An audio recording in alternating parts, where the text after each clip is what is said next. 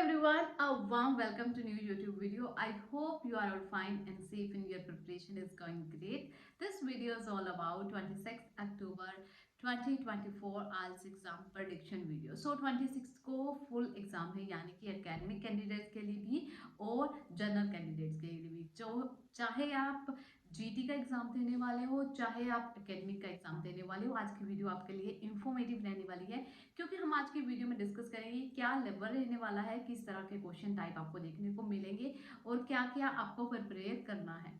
So first thing मैं यहाँ पर क्लियर कर दूँ कि प्रिपरेशन जो है वो आपकी प्राइमरी थिंग है, आपको प्रिपरेशन अच्छे से करनी है एंड प्रेडिक्शन जो है फुली डिपेंड होकर नहीं जाना। Prediction is a secondary thing but prediction हमारी जो है वो 100% करेक्ट जाती है। हर बार आप लास्ट प्रेडिक्शन भी चेकआउट कर सकते हो।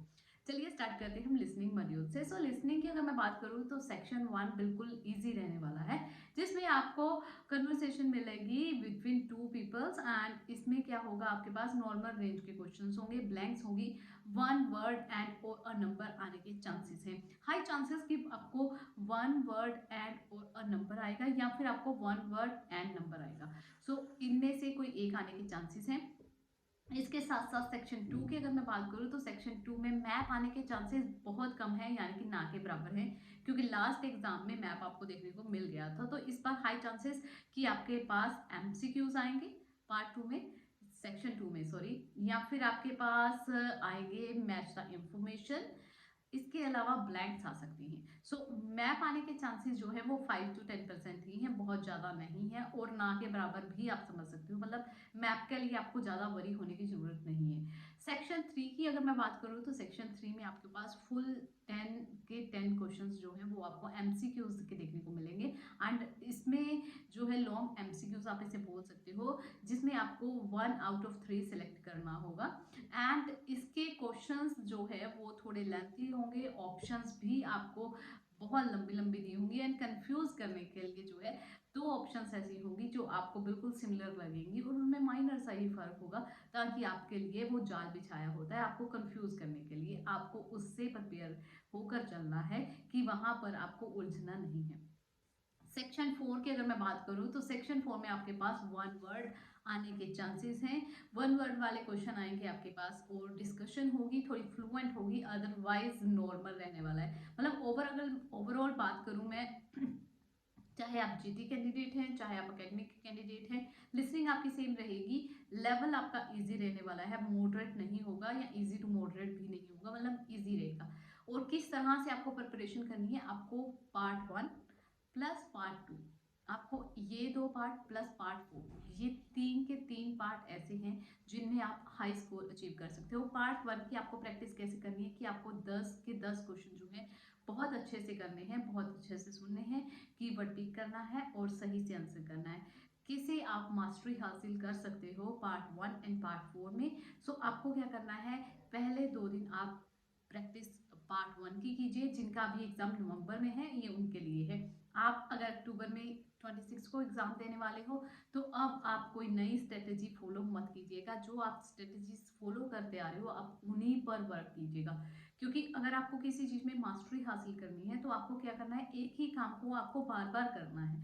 अगर आप पार्ट 1 को अच्छे से 10 में से 10 क्वेश्चन आप पक्के करना चाहते हो अपने कि ये हमारे गलत ना हो, तो आपको सेक्शन 1 सेक्शन 4 ये दोनों ऐसे हैं जिसमें आप 10 के 10 क्वेश्चन इजीली अचीव कर लेते हो और इसमें कुछ नहीं आएगा, इसमें ब्लैंक ही आती आई हैं और ब्लैंक्स ही आएंगी और बहुत इजी होता है उनको कैच करना। सिर्फ आपको राइट कीवर्ड पिक करना आना चाहिए एंड आपको अच्छे से फुली कॉन्सेंट्रेट होकर वो सुनना है। रीडिंग की बात करते हैं। सो रीडिंग का लेवल एकेडमिक कैंडिडेट के लिए अगर मैं बात करूं तो इजी टू मॉडरेट के बीच में रहने वाला है। जीटी कैंडिडेट की अगर मैं बात करूं तो जीटी कैंडिडेट का लेवल जो है रीडिंग का वो भी इजी टू मॉडरेट रहने के चांसेस हैं। पहले हम एकेडमिक कैंडिडेट के बारे में बात कर लेते हैं। पैसेज 1 की अगर मैं बात करूं तो true false not given, along with that blanks आने के चांसेस है, blanks in the form of sentence completion and summary completion. So 2 words या फिर मोर देन 2 वर्ड्स, इस तरह के क्वेश्चन आपके पास आएंगे। पैसेज 2 की अगर मैं बात करूं एकेडमिक कैंडिडेट की, देन आपके पास मैच द इंफॉर्मेशन आने के चांसेस ज्यादा हैं, विच पैराग्राफ कंटेन दिस। सो इस तरह के क्वेश्चन आने के चांसेस हैं। उसके अलावा आपके पास एमसीक्यूज आ सकते हैं पैसेज 2 में। पैसेज 3 की अगर बात की जाए तो पैसेज 3 में आपके पास list of heading, yes no not given and blanks आ सकती हैं, वो भी समरी वाली। सो जीटी कैंडिडेट्स की अगर मैं बात करूँ तो जीटी कैंडिडेट्स पैसेज 1 जिसमें आपको 2 पैसेज दिए होते हैं। सो पैसेज 1 की अगर बात करें तो पैसेज 1 में आपके पास वही true false not given blanks आ सकती हैं, प्लस आपके पास एक दो जो क्वेश्चन है वो समरी के आ सकते हैं, ऑप्शंस टाइप भी आ सकते हैं, पैराग्राफ कंटेंट्स वाले क्वेश्चन जिनमें आपको पैराग्राफ में से इंफॉर्मेशन चूज करनी होगी and A B C paragraph लिखना होता है। पैसेज 2 की अगर मैं बात करूँ तो पैसेज 2 में आपके पास एमसीक्यूज आ सकते हैं, अलॉन्ग विद दैट ब्लैंक्स आ सकती हैं, मैचिंग आ सकती है। सो इस तरह के क्वेश्चन आने के चांसेस है। पैसेज 3 की अगर मैं बात करूँ तो पैसेज 3 आपका लॉन्ग होगा, जिसमें आपको ट्रू फॉल्स या यस नो में से एक पार्ट आ सकता है and along with that list of heading आने के चांसेस हैं एंड आपके पास 2 या 3 क्वेश्चन जो है वो ब्लैंक्स के आ सकते हैं इन the form of sentence completion और समरी कंप्लीशन। अब बात करते हैं अकेडमिक कैंडिडेट के टास्क 1 की। सो टास्क 1 राइटिंग का अगर मैं बात करूँ तो लास्ट एग्जाम में आपको मैप देखने को मिला था, तो इस बार हाई चांसेस के बारग्राफ उसके अलावा टेबल या लाइन इनमें से आने के चांसेस हैं।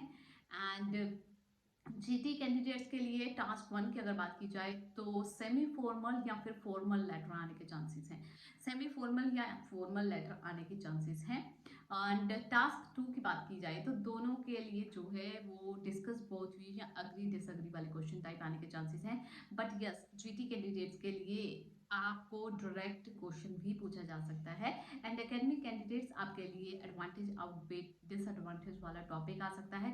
एंड अगर मैं कैटेगरीज वाइज बताऊं तो कैटेगरीज दोनों के लिए मैं इकट्ठी बता रही हूँ।